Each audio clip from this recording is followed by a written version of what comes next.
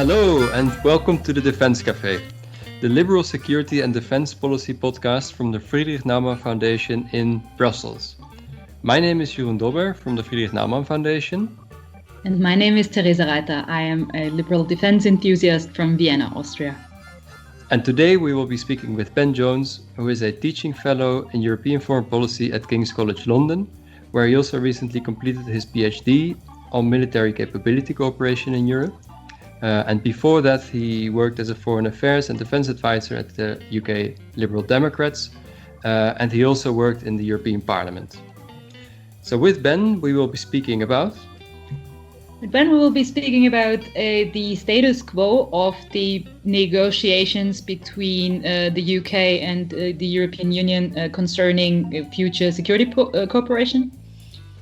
We will be talking about the UK's role in NATO.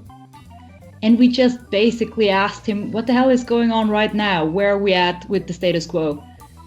Full agenda today, so let's see what he thinks.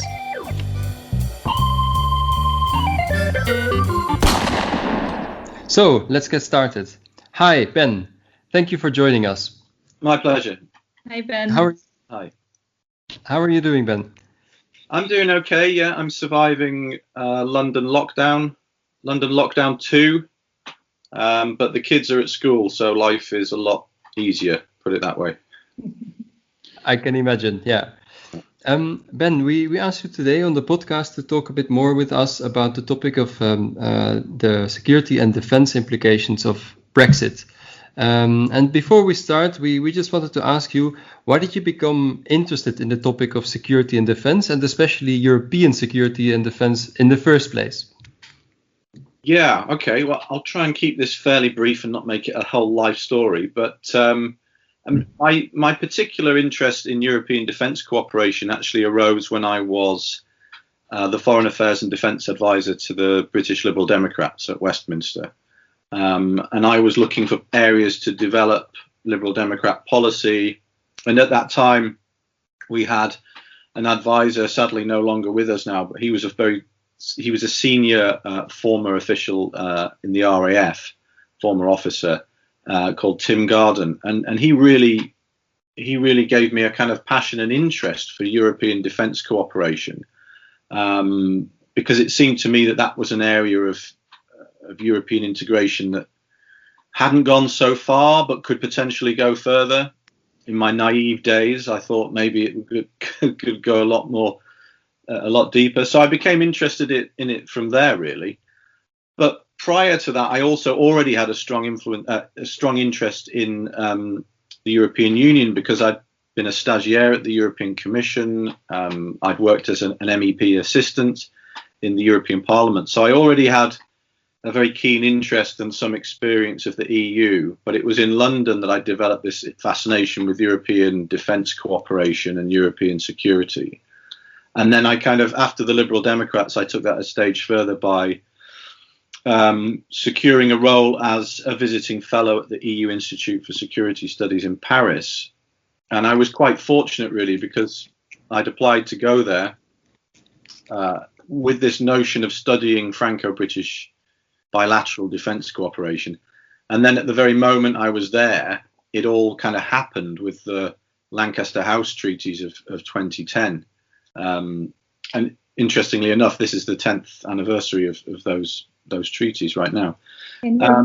Sorry to interrupt you, but can you say in easy words what that means? Because not all of our listeners might know what that is. Yeah, so the Lancaster House treaties are, they were a kind of a big step forward for Franco-British bilateral defence cooperation. They were undertaken by the Conservative Liberal Democrat coalition of 2010 with President Sarkozy of France. And they were sort of given the name by the media.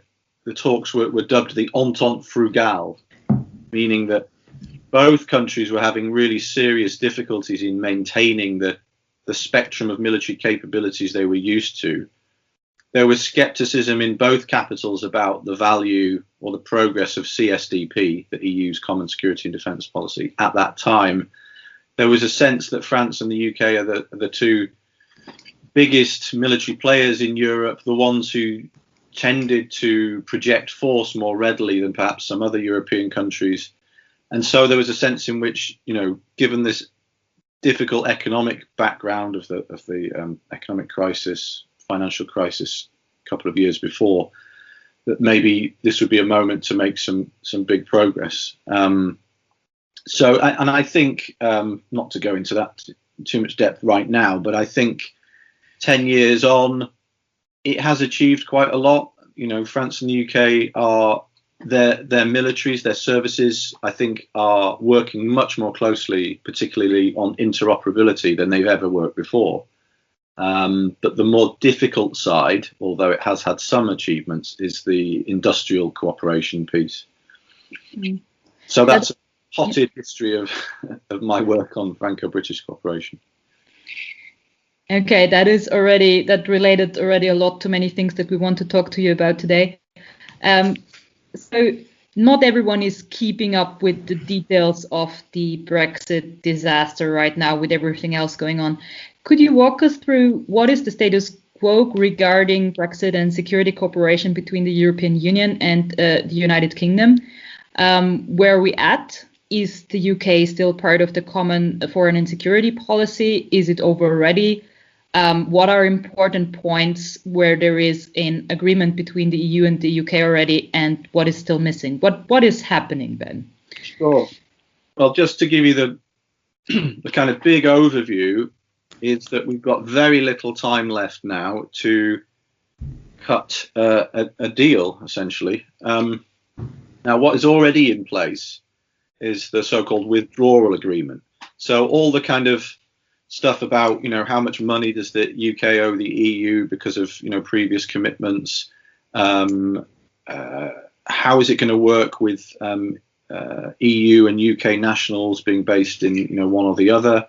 How is the Northern Ireland question going to work? How is it going to be worked out that there won't be a hard border between Northern Ireland, which of course is in the United Kingdom, and the Republic of Ireland, which is a separate state?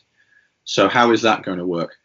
Still a bit of a question mark around there because the degree to which the UK would respect those arrangements. But let's just assume for now that that's all okay. That's done. So the UK is out of the EU. We're now into a transition period. We've been in that period for a year. The purpose of this year was to try and negotiate the future relationship, namely the trade deal. And the UK has asked for, the UK could possibly have got a kind of, could have got the same kind of arrangement that maybe Norway and Switzerland have, but it opted for much more of a narrow, more limited free trade agreement. Even so, the European Union is insisting on what it calls level playing field clauses, so that if the UK is to get a very good tariff-free, quota-free trade deal with the EU, it will have to respect minimum standards on environmental policy, social policy, state aid and competition, and so on.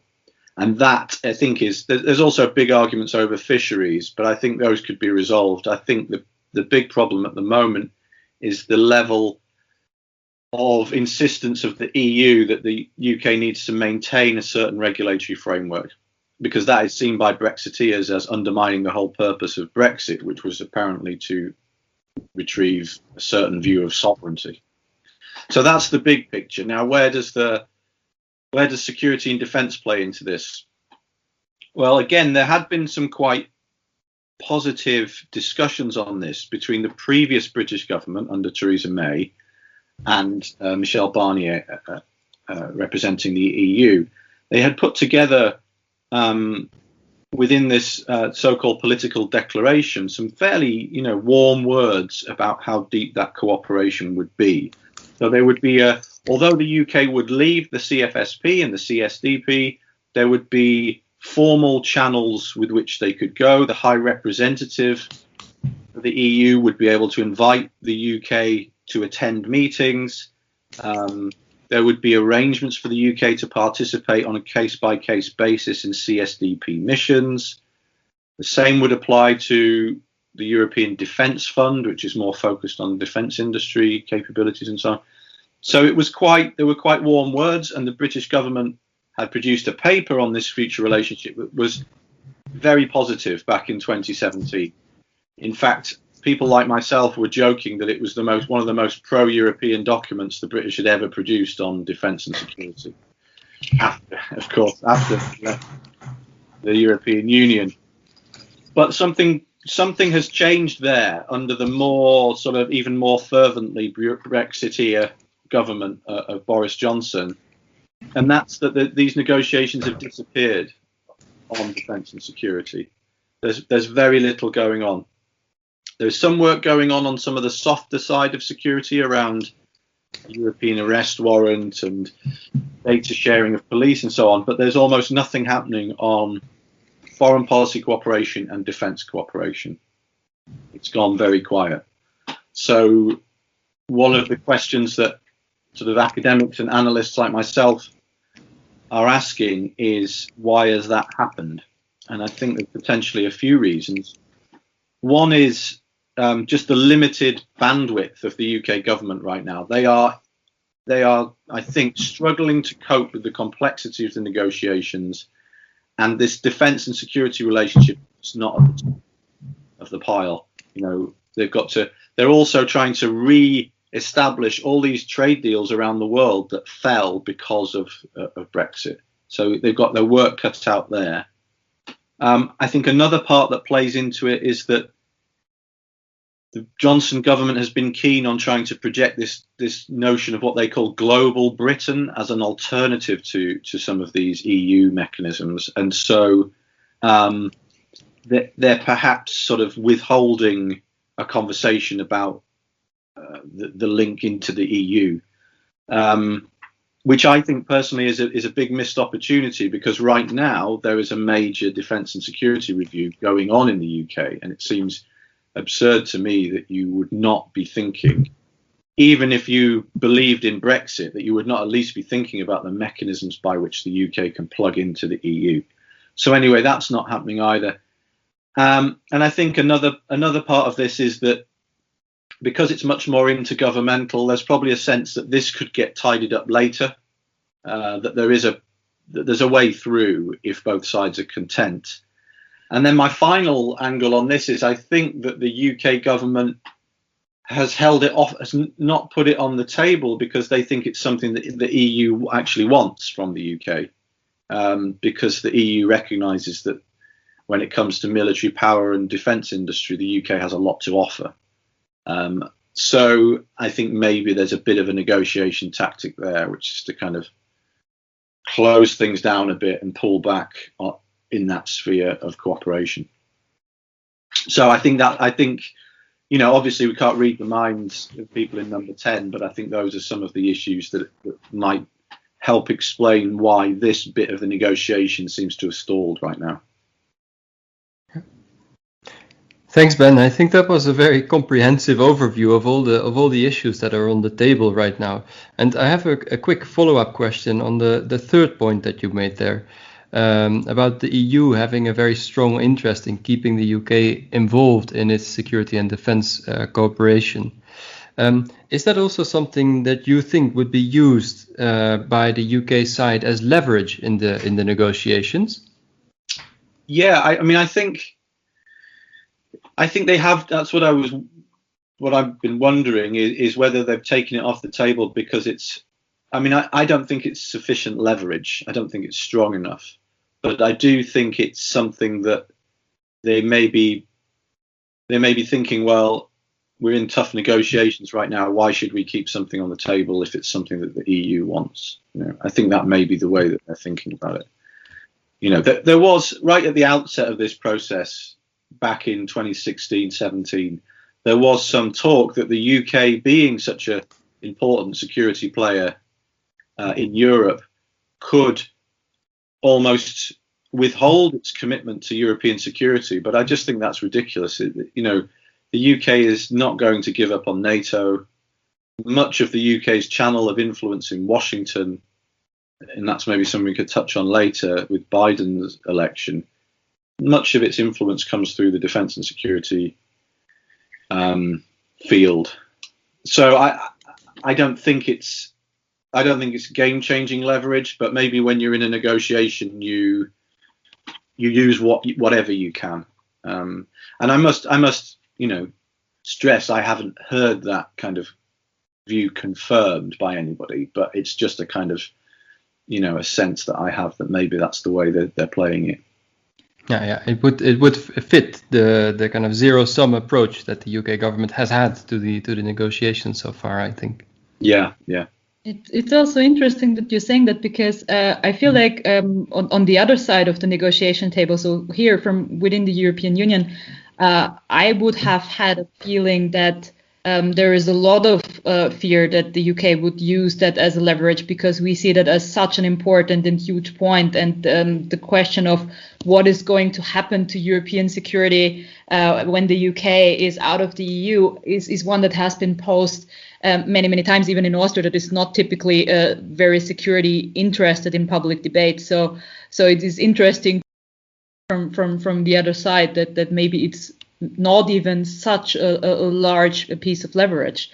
As you said, the UK was a huge contributor, and it also contributed a lot to European security financially. So looking at the financial question in defense from a UK point of view, how has Brexit changed or will change the financial situation of the British Army? Are we talking relief or more hardship there, or maybe both in a way? Yeah, I mean, I think in terms of the UK Armed Forces, you're right. I mean, they have, although they haven't, I've heard it said they haven't been involved particularly in CSDP missions as much as the French and as much as others. But I recently read that Operation Althea in former Yugoslavia was not necessarily heavily staffed by British troops, but there were important elements of UK capability in that mission that have now been withdrawn. And I think there was a sense there that, well, the UK is a big loss. So I wouldn't want to downplay it from that point of view. I just think that the real crunch points are more economic at the moment. But coming back to your point about the state of the British Armed Forces, we've got a defence review ongoing at the moment, which will, as all defence reviews seem to, I imagine will reduce capability in some way. And they're talking about cutting the British Army back even further. It's already at historically low levels, and they may cut it back even further, because it's an easy way of getting savings is to not recruit as many troops. And it's regarded as that you could build that back up if you need to. So I think that the UK Armed Forces are facing a tough financial perspective anyway, regardless of Brexit. What further impact could Brexit have? Well, there are two scenarios right now. One is that we have a trade deal with the with the EU. Now that will be, in itself, will reduce market access because the UK will no longer be in the single market. And we're not quite sure what impact that will be on the economy, but I would imagine it will be detrimental already. So then you've already got potentially reduced GDP and taxes, so that's not going to be good for defence. And then secondly, if you have a hard Brexit, tariffs coming up, then you're looking at anything from pretty bad to catastrophic for the UK economy. And as we know, when European economies get hit by financial crises, defence is, it can be protected depending on the colour of the government and how important they think it is, but it's never fully protected. Defence always takes a hit. I think it has historically in the tough times. So that would be, I think, a problem for the UK to maintain the forces it's got now. And how does that impact on the rest of Europe? Well, even if the UK has very little to do with EU defence and security policy, it's still an important player in NATO. So it's not good for European security if the UK's armed forces are being run down. So I would see it in that way. I mean, there's a slightly different set of questions around the sort of defence industrial side. if you'd like me to say something about that. I think that would be interesting. Yeah.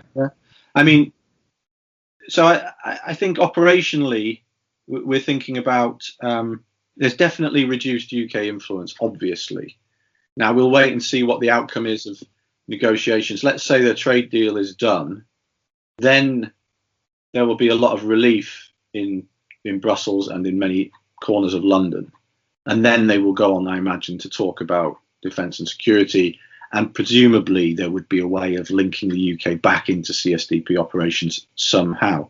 On the more industrial side, though, there is an economic impact on industry, and the British defence industry is very concerned about leaving the single market, because even if you cut a free trade deal, you still have border controls, and they're quite concerned about just-in-time delivery supplies. You know, if they're heavily integrated into European manufacturing chains, they're worried about haulage being stuck at borders.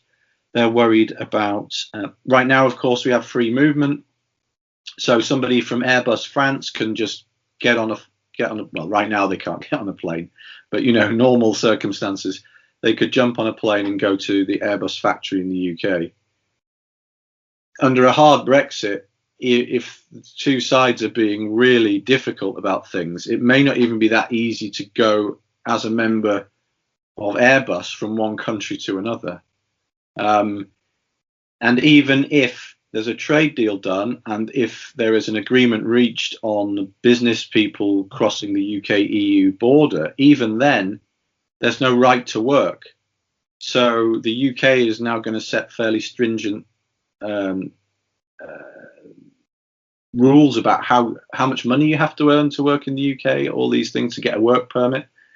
Well, then you move from a situation where Airbus could send its intern from Toulouse to northern England without worrying about it, but they won't be able to do things like that. So I think that the UK defence industry is very worried about these this friction that's now going to be built into any collaborative work it does with Europeans. And of course, major UK defence companies are actually European owned principally. So Airbus, although it's not doesn't deal with a lot on the defence side in the UK, but it's the same company. Leonardo, the Italian company that does a lot on helicopters and aerospace sensors and things. You've got MBDA, the missile firm. You've got Thales. So, you know, I think for the defence industry, it's worrying. And then the extra dimension of that is, does the UK defence industry and does the UK MOD start to look to the United States more for collaboration on defence equipment, or even for just buying off the shelf, as we call it, just buying straight from the US and giving up on European industry, a European defence industry? Now that, I think, it would be the really worrying thing for defence policymakers, particularly in Berlin and Paris, Madrid and Rome, that, you know, is the UK going to disengage from European defence and industrial cooperation? Because, you know, for a lot of for the really big projects, they still want UK money to make it work. Okay. You mentioned the United States, and under President Trump, the debate about the European pillar of NATO has been sparked again. Now there is also the question of in how far the UK's influence within NATO can be completely shielded from the consequences of Brexit. So there have been ideas. I wouldn't say hard pressure on that topic, but there have been ideas of possibly giving the NATO Deputy Supreme Allied Commander, which the UK has held since the 1950s, I believe, and transfer that to a NATO country that is within the European Union. Now that hasn't happened, as I understand, but what do you think is the impact of Brexit on the UK's role in NATO? Yeah, I mean, that would be the thing that would have sprung to mind for me as well, the Deputy Supreme Allied Commander Europe. As you say, hasn't happened yet. I don't think it necessarily will. I think there may be a shuffling around of jobs to give that to a European if the Europeans really wanted it. I mean, technically there isn't. Technically, the UK could do it, but it does seem odd that the UK would have responsibility for CSDP within NATO. So we'll have to watch that one. More broadly, I mean, I think the UK is solid within NATO, and I think that the Europeans, with their NATO hats on, don't want the UK to drift any further away. With the Biden presidency, that will simply reinforce that, because there'll be pressure coming on London in a way that there hasn't been at all for the last 4 years under Trump. So I think it will be reinforced. But there will be things. I mean, EU-NATO cooperation is an important area now that is developing. The comprehensive approach being joined up when you have a question on European security. The UK is not now at the table when the European Union discussing that. So I think it's a challenge for diplomacy, really, to find smooth mechanisms whereby the UK can feel that it's heard and that others can hear the UK clearly. So I would see it principally as a kind of diplomatic challenge, really, for NATO. Speaking of that diplomatic challenge, what are the other kind of channels that the UK can pursue now to still have a voice in global politics? And if I may add to that, I mean, we talked in an earlier episode of this podcast to Eve from En Marche. So we talked to her about the French intervention initiative. The UK will be part of that, as I understand.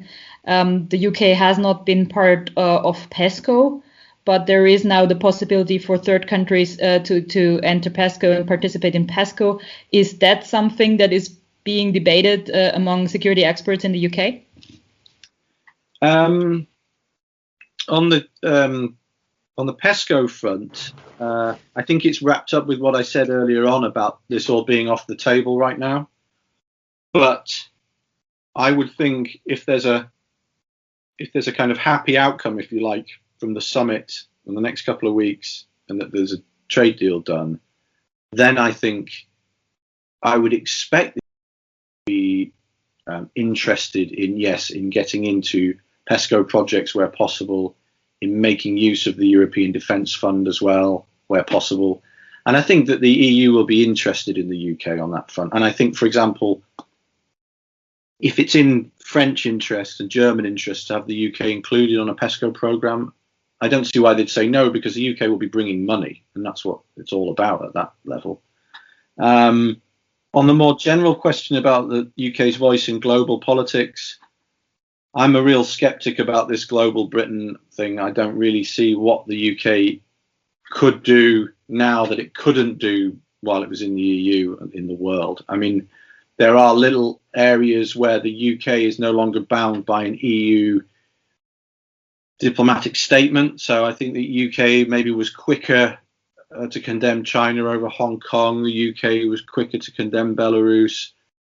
It has a bit of agility on statements, but I don't. And maybe sanctions as well. Well, it will have some more autonomy on sanctions. But I don't regard those as massively game-changing things.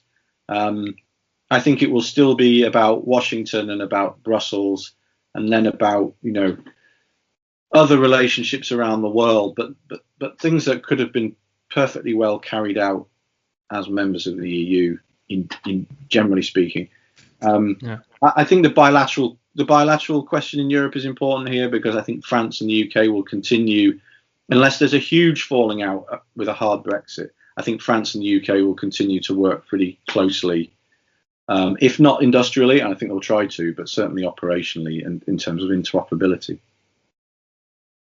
Yeah. So we've been hearing over and over about this take back control mantra. But when it comes to foreign policy, that doesn't mean that there will be an autonomous foreign policy all of a sudden, or what do you think? Well, there will be, in the sense that the UK is no longer bound by its membership of the EU to certain statements, policies, and particularly sanctions. However, the biggest kind of constraint on UK foreign policy since World War II has been the United States, and we've had a strange period with the Trump administration. It seems to be reverting back to the norm, likely, under Biden. So the UK's foreign and defence policy will be, as always, I think, quite Washington focused. I don't see that there's any likely path towards greater autonomy from the United States, or certainly no more than they've had before. I mean, there is a contradiction in the Brexit worldview, and certainly in the vote. I think the 52% who voted to leave, a certain proportion of those people are quite isolationist, and they don't necessarily like being bound to America any more than they do being bound to the European Union. But another proportion of that vote is harking back to the empire and sees the UK as an important global power.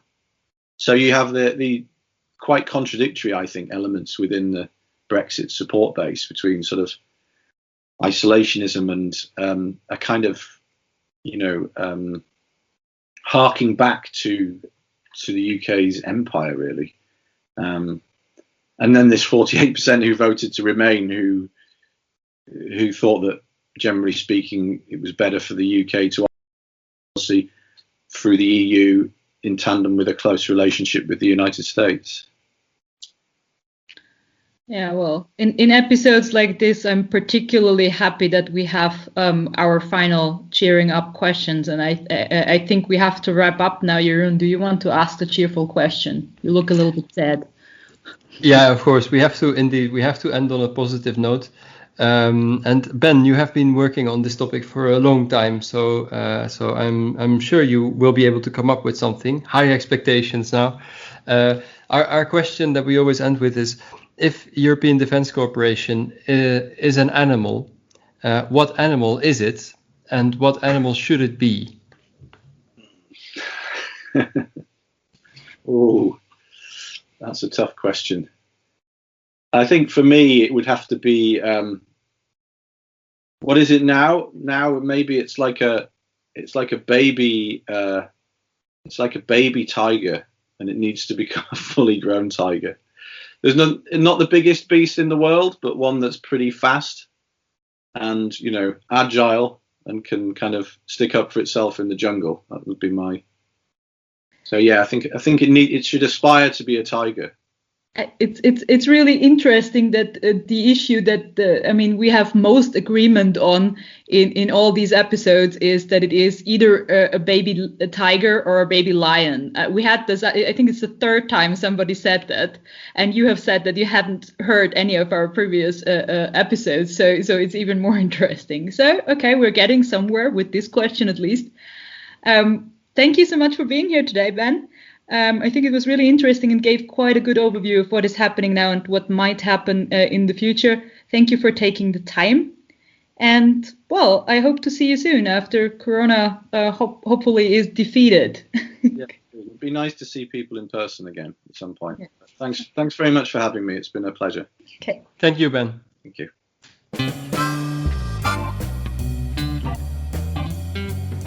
That was interesting. Depressing as always when you talk about Brexit, but still interesting. What do you think? Yeah, indeed, absolutely, very, very interesting to hear from Ben what he thinks. And you're right, it doesn't look good, but I think that's always what it was going to be. It's a damage control exercise from both sides. We just have to make sure that we come up with a constructive way of working, but that's going to be difficult when the process is not very rational. Yeah, the process and some of the people are not very rational, I would say as well. Huh? At least we made Ben laugh with the animal question, more important than ever. And what is it that we're going to do next, Jeroen? You had something on your wish list, I know that. You told me before, so you want to tell our listeners as well today? Yeah, I think it would be interesting to talk a bit more about the election of Joe Biden and what that means for transatlantic security relations. Let's see if we can find someone to comment on that from a German point of view, for instance, or perhaps a French point of view. But I think that would be interesting for next time. What do you think? We have quite a lot of very interesting people in our network that love talking about transatlantic relationships. If I think about our Polish friend Bartek, but I also know that many of our German friends will have something inspiring to say about that. Also, there is the German EU chairmanship that we can consider in this context. And we're going to try and find something that is also attractive for you to listen to. So if you liked our podcast, please spread the word, share the link, tell other people about it. If you have feedback or suggestions, what you would like to hear about next, please let us know. And thanks again for listening. Thanks for listening. Talk to you soon. Ciao.